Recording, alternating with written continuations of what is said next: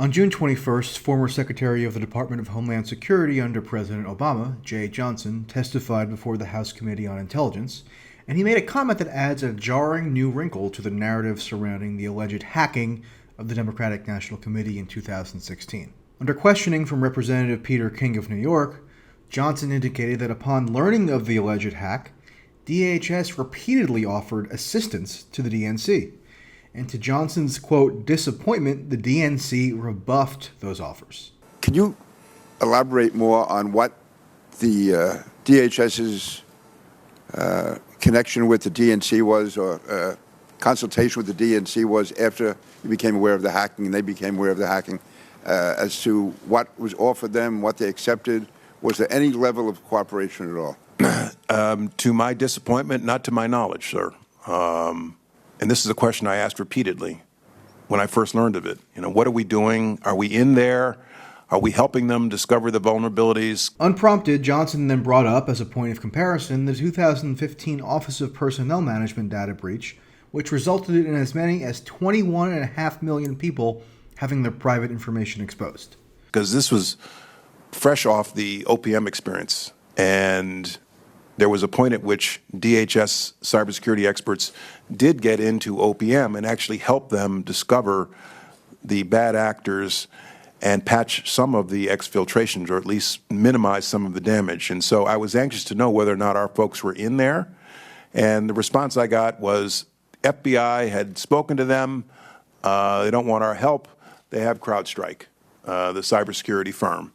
And that was the answer I got after I asked the question a number of times over the progression of time. They don't want our help. That's what Johnson, the Obama appointee, said he was repeatedly told by the DNC, which had just undergone what it claimed was a seismically destructive criminal attack by a hostile foreign power. You'd think, if the problem was so urgent and so consequential, that the DNC would utilize every remedial tool at its disposal, such as seeking assistance from the Obama Department of Homeland Security. But perhaps even more significant is Johnson making explicit reference to CrowdStrike, the private cybersecurity firm that TYT has previously reported on.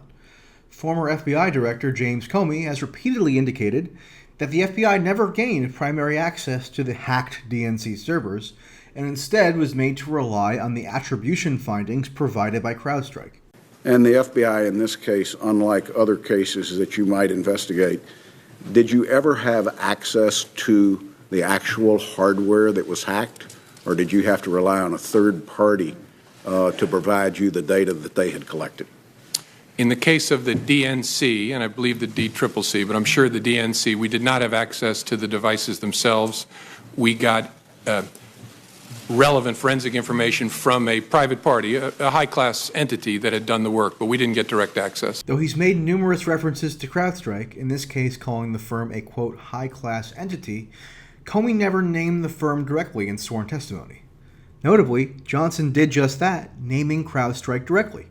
Johnson's comment suggests that there was dismay within elements of the federal government that the DNC was so insistent that it would rely exclusively on the private firm for attribution analysis. As Johnson relayed, this tack from the DNC was a departure from how other data breaches had been handled. Now, that was, I assume, totally different from the reaction you got from OPM. The OPM effort, we were actually in there on site helping them find the bad actors. Debbie Wasserman-Schultz, the former DNC chair, appeared to contest Johnson's version of events.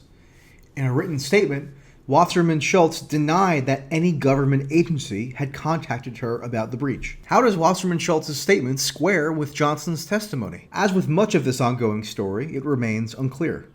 It also raises the question as to why it's fallen to Republicans, such as the infamously authoritarian Peter King, to pursue this line of inquiry. Despite the continuing uncertainty and despite the hugely significant issues raised, such as the apparent outsourcing of vital governmental functions to private firms like CrowdStrike, Democrats just haven't evinced much interest.